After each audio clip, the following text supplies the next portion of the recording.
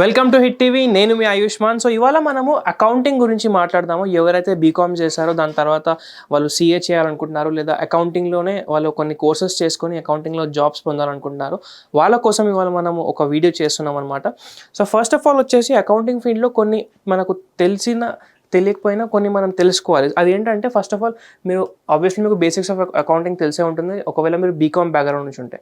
కానీ మీరు BSc, BBA ఇలాంటి బ్యాక్గ్రౌండ్స్ నుంచి ఉంటే మీకు అకౌంటింగ్ గురించి అంత ఐడియా ఉండదు. కాబట్టి మీరు బయట కొన్ని ఒక షార్ట్ టర్మ్ డిప్లొమాస్ ప్లాన్ చేయవచ్చు అనమాట. అకౌంటింగ్ మీద బేస్ చేసుకుని 6 months 3 months అలాంటి డిప్లొమాస్ మీరు చేసుకుంటే అకౌంటింగ్ గురించి మీకు కొన్ని బేసిక్స్ అనేది తెలుస్తుంది.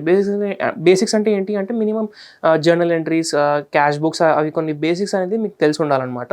దాని తర్వాత కొన్ని బేసిక్స్ ఆఫ్ కంప్యూటర్ తెలిసి ఉండాలి. ఎందుకంటే మీరు ఎక్కడైనా అకౌంటింగ్ పోస్ట్లో జాబ్ చేయాలి అంటే కంప్యూటర్ గురించి మీకు కొంచెమైనా నాలెడ్జ్ ఉండాల్సిందే. ఎక్సెల్ అనుకోండి, వర్డ్ అనుకోండి, పీపీటీ అనుకోండి, ఏదైనా ఒక బేసిక్స్ కంప్యూటర్ని ఎలా ఆపరేట్ చేయాలి అలాంటిది మీరు కొన్ని బేసిక్స్ అనేది నేర్చుకోవాలి.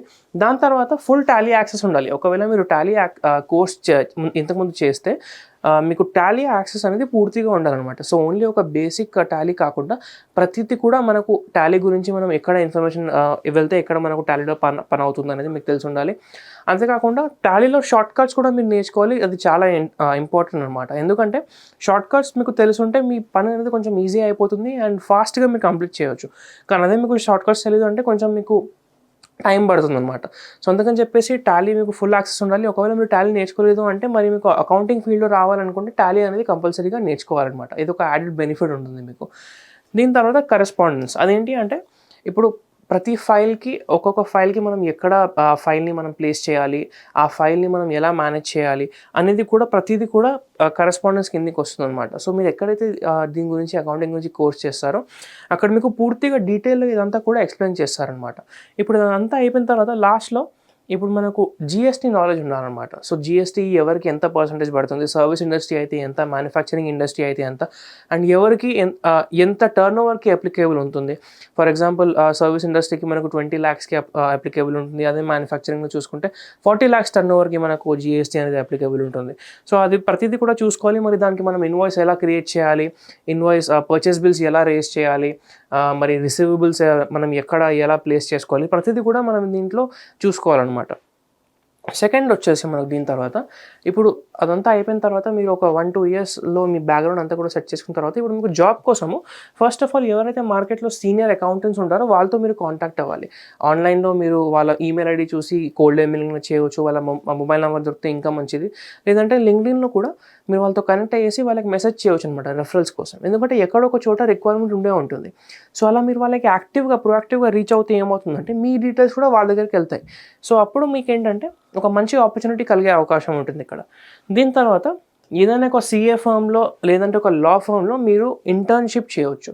3 months 6 months 1 year ఇంటర్న్షిప్ ఏదైతే ఉంటుందో ఆ ఇంటర్న్షిప్ చేసుకొని అక్కడ కొంత మీరు ఎక్స్పీరియన్స్ గెయిన్ చేసుకొని, అంతేకాకుండా ఆ ఎక్స్పీరియన్స్ని మీ రెజ్యూమేలో కూడా చూపించుకోవచ్చు, దాన్ని వాడుకోవచ్చు అనమాట. సో అందుకని చెప్పేసి ఇది ఒక చాలా మంచి ఆప్షన్ మీకు ఇంటర్న్షిప్ చేయడానికి సీఏ ఫర్మ్లో కానివ్వండి లేదంటే లా ఫర్మ్లో కానివ్వండి.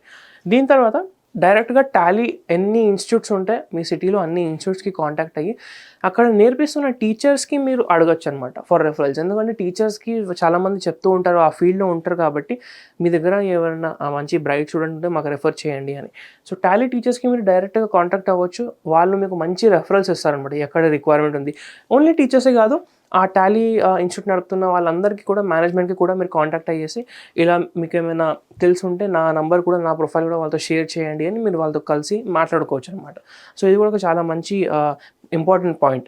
దీని తర్వాత లాస్ట్ పాయింట్ ఒకటి మీకు ఆన్లైన్ ప్రొఫైల్.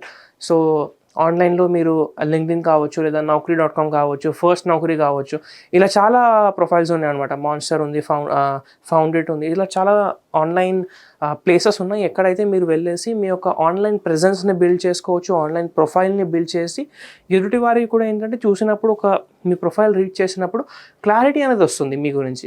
సో అందుకని చెప్పేసి ఆన్లైన్ ప్రొఫైల్ చాలా ఇంపార్టెంట్ అనమాట. ఎందుకంటే ప్రతి ఒక్కరు కూడా ఇప్పుడు హైరింగ్ అనేది ఆన్లైన్ కూడా చాలా జరుగుతుంది కాబట్టి ఇది కూడా ఒక చాలా ఇంపార్టెంట్ పాయింట్.